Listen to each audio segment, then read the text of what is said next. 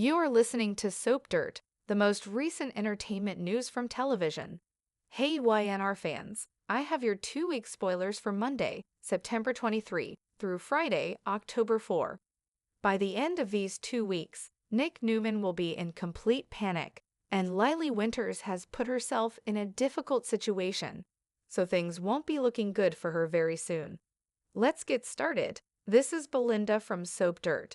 Victoria is wanting to disobey her father. Things are going really well with them, but in the meantime, things get very tense over at society. I've seen a lot of comments here, and it's funny how people are clearly either Team Adam or Team Billy in this argument. So on Friday, Chelsea got up and stormed out, and Billy came over and got confrontational with Adam, wanting to know what did he do to Chelsea to make all of this happen. Victor and Warren, Billy, and Cole are very supportive of her, and they are moving things forward. After her departure, they became enraged with each other and were all over each other, regardless of who touched them first. Adam delivers the only blow of the altercation, hitting Billy squarely in the jaw, and Billy is ready to hit Adam back. The only reason he doesn't face punch Adam is because Phyllis gets in the way and shuts it down. They return to the office, where Victoria appeared, inquiring as to why his face is swollen and whether Phyllis is to blame. Victor wants war, Billy wants war, and Billy really wonders why she is there, and if she thinks he can't survive what her dad is ready to throw at him. So she ends up frustrated with both of them speaking of revenge, that is talking to Sally. Then, Victoria basically offers Billy a payout. It's the same proposition that she took to her dad, like, look, let's buy him out, you get chancellor, he can keep whatever part of the business he feels like is abbot, and he can go on his merry way, no need for a war. She thinks that Sally should slide into Billy's sheets because that would completely ruin Adam, but Sally responds, that will never happen, which we all know means that it will happen eventually. Chelsea then opens up to Summer, telling her that she lost Billy because of a foolish mistake. But before she can say anything more, Adam enters Crimson Lights, wants to talk to her, apologizes, and she leaves again. There seems to be activity, in my opinion. Tuesday, September 24, I believe Heather and Daniel are considering moving despite Lucy's concerns, as they are not finding employment, and they may need a fresh start with Chelsea, which we are unaware of due to this continual running.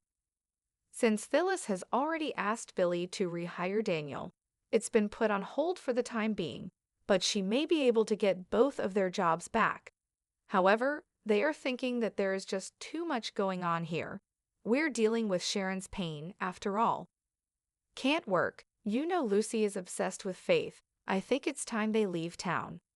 Meanwhile, Sharon has this dream in which she may be wearing gloves and has hurt Daniel, he's bloody, and Cameron is pushing her to turn her dream into reality, which terrifies Sharon because she knows that the voice in her head is still actually her own, even though it appears that Cameron and Nick are saying enough is enough. Address the issues that my ex-wife is having on Wednesday, September 25.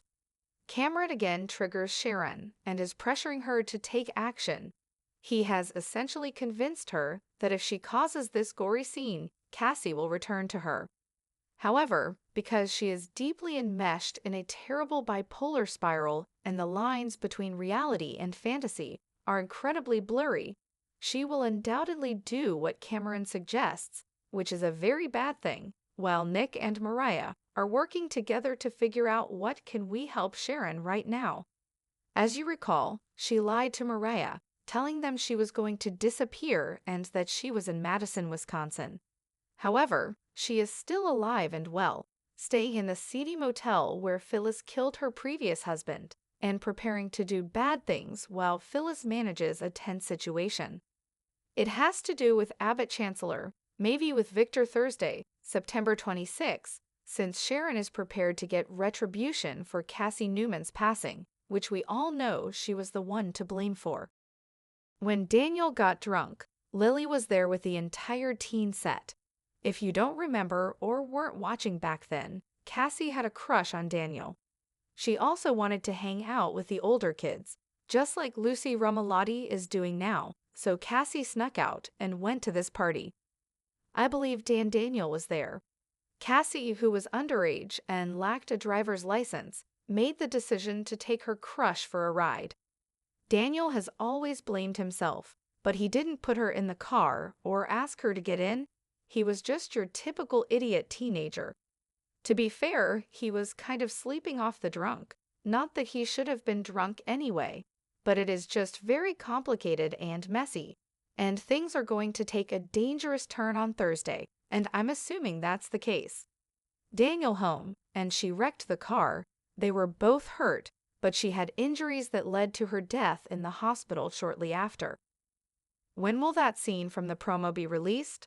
First of all, Thursday, October 3rd, is the official start of season 52 of Young the Wrestlers, if you're keeping track. As week 1 ended, we had Sharon doing a very bad thing, seems like. Then, on Friday, September 27th, everything kind of is hitting a crescendo point on the episode, celebrating Sharon Sass's 30th anniversary on Young and the Restless. Then, we go into the week of September 30th through October 4th.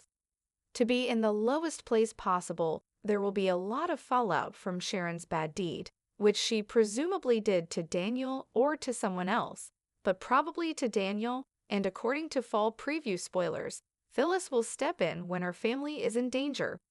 Nick and Mariah are anxious and sick as we approach this week because Sharon has been denying everything and now appears to be attacking someone. They are stressed out and trying to shield Faith to some extent. There doesn't seem to be anything Sharon can do but spend time in Fairview and hope that she can avoid going to prison for whatever this bloody thing she's done. Perhaps she just killed a bunny, but I have a feeling Daniel will end up bloody. She's going to get involved, so that might be the tense situation she was trying to take control of. Billy and Victor are both prepared for battle, but we're hopeful cooler heads will prevail, though it doesn't seem likely at this point because Victor has Nikki. As his hype woman in his corner, Billy is in a difficult situation because she has essentially sold her soul to Victor by engaging in corporate sabotage. Of course, he plans to backstab her and not give her what he promised.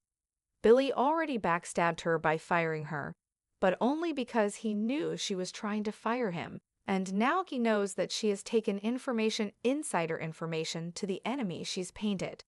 Phyllis is on Billy's side, and both these men and the women standing behind them are ready to fight it out. Herself into a bind, and when everything is said and done, she might not be the CEO of anything. We don't know if Adam is simply thinking that's the easier path, or if Connor wants it. Maybe he should just lean into it. We know how much he loved Sally, and I think still does, so it's messy. Look for more of Kyle and Claire. Those are all of our 2 spoilers. Adam seems torn between trying to work on getting Sally to come back to him and falling back in with Chelsea, who is still running. Please leave a comment if you're listening. Subscribe, please, and return soon. We're talking about Young the Restless here. Every day of the week, it's me, of course. We appreciate your support. Belinda from Sept. Please continue to listen to us wherever you get your podcast so you don't miss the next episode. All of the main podcasting services, such as Apple Podcast, Spotify, iHeartRadio, and others, have Sept available.